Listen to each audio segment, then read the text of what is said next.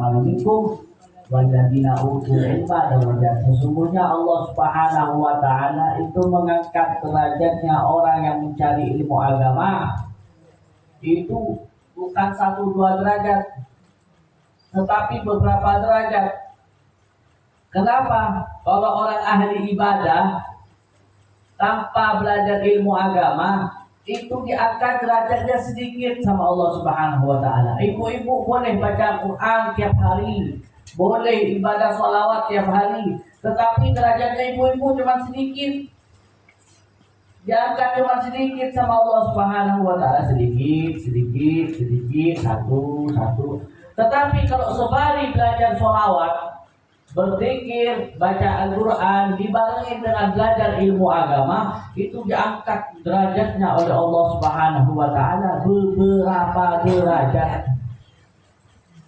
Bagaimana tadi disampaikan sama ustazah, orang yang mati dalam mencari ilmu agama itu dihukumi syahid, bahkan dikatakan lebih agung dari orang yang mati syahid. Orang mati syahid, Bu. Mati syahid, Bu. Bagaimana mati syahid yang berlebih? Orang yang perang dengan orang kafir beneran, bukan kafir-kafiran, Bu. Kalau sekarang kan perang sama polisi dibilang jihad. Iya, perang sama polisi jihad ya, bukan. Jihad yang benar itu kita merahin orang kafir. Dan orang kafir itu ada 3.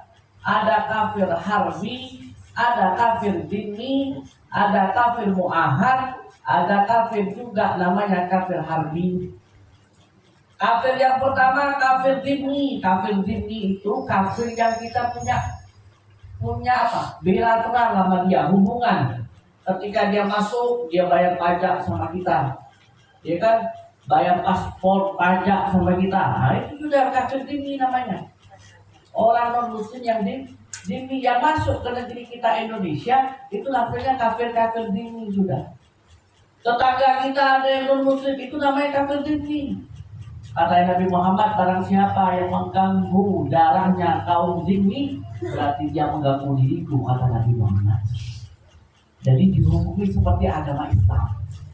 Jangan diganggu, jangan dicaci, jangan diremehkan, wajib dihormati, wajib dimuliakan. Kenapa? Karena dia dihukumi sebagai sesama muslim meskipun dia non muslim. Itu namanya dhimmi. Itu namanya kafir dhimmi.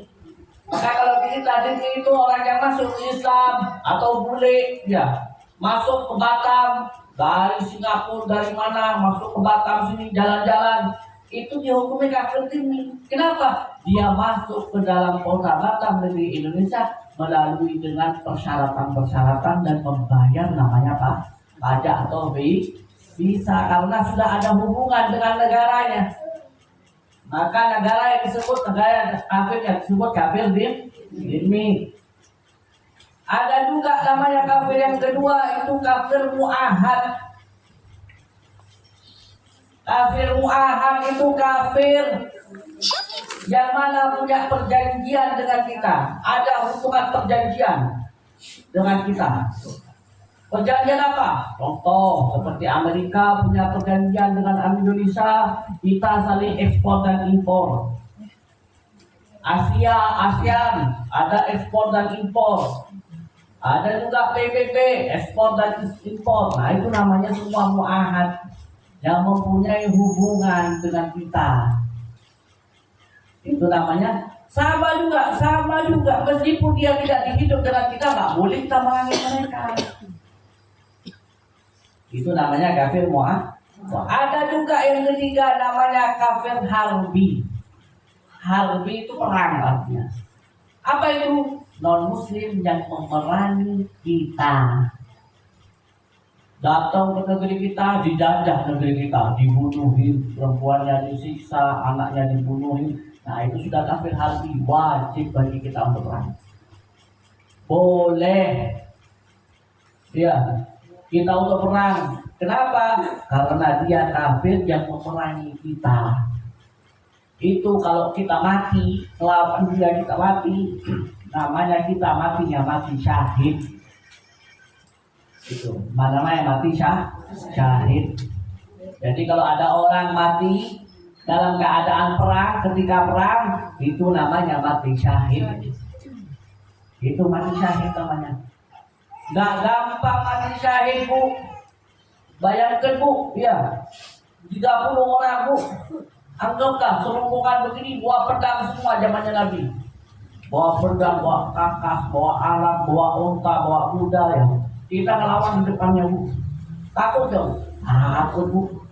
Habibnya juga takut. Iya. Kenapa? Perang nih. Makanya ketika mati syahid. Pertama kita perang, berjalan bermil-mil. Iya. Bermil-mil berjalan kita. Terus kita merangi mereka. Kita kehausan, kecapean, darah kita terkucur, terluka, kadang cacat, gak mati. Mending mati, kadang gak mati tapi gak cacat. Gak enak. Ini udah namanya perang. Begitu. Nah kita yang dapetin sekarang di negeri Palestina atau yang lain, kita dapetin mereka perang seperti itu. Gak enak hidupnya. Sakit. Dibunuh siang malam. Namanya juga perang. Makanya nggak enak namanya perang. Makanya kalau orang meninggal dunia itu mati manusia. Apa matinya? Mati syahid. Bahkan kalau dikubur itu darahnya nggak boleh dibersihin, nggak boleh. Bajunya nggak boleh diganti. Udah pakai baju itu sudah nggak boleh diganti sudah. Ya, nggak boleh diganti. Sudah dikuburin dengan bajunya. Dikuburin dengan bajunya, dimasukin. Kenapa? Nanti ketika di akhirat dibangkitkan oleh Allah Subhanahu wa Ta'ala, mereka berbangga-bangga dengan darahnya mereka. Kenapa? Saya mati di jalan Allah Subhanahu wa Ta'ala. Jalan mati di jalan Allah Subhanahu wa Ta'ala. Bangga mereka. Kenapa? Mati syahid. Itu ya. Itu pelajaran. Jadi kafir pada tidak. Jadi jangan kita ini asal omong sekarang zaman sekarang. Jihad.